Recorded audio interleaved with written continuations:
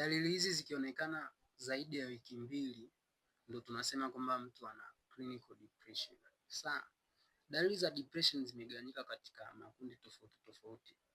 Kuna ambazo zinaonekana sana kihisia ama zingine kiakili, zingine namna ya ufanyaji kazi wa mwili ambavyo unabadilika.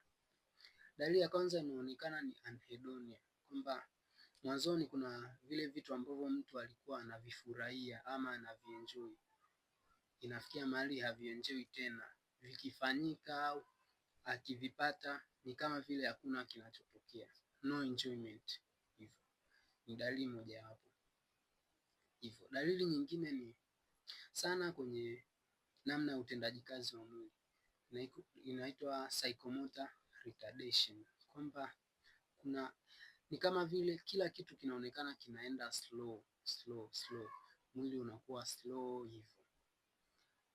Na dalili nyingine ni mabadiliko kwenye sleep pattern, kwamba alishazoea analala muda fulani anaamka muda fulani, alafu ghafla anashangaa sleep pattern ile inabadilika au inavurugika kabisa.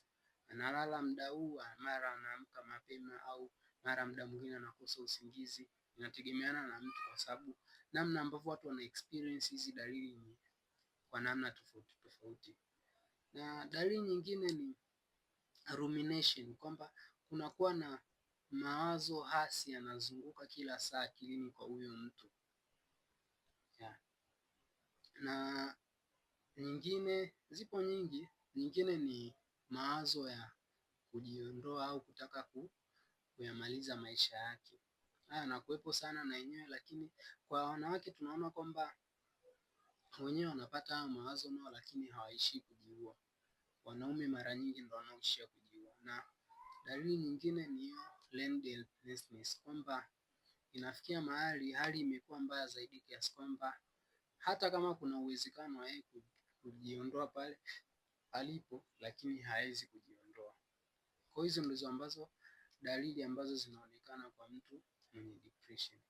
Lakini cha kuzingatia ni kwamba tunasema mtu ni clinically depressed pale ambapo hizo dalili zitajionyesha kwa zaidi ya wiki mbili na kuendelea, kwa sababu hizo dalili unaweza hata ukazi experience na wala sio kwamba inamaanisha kwamba una clinical depression.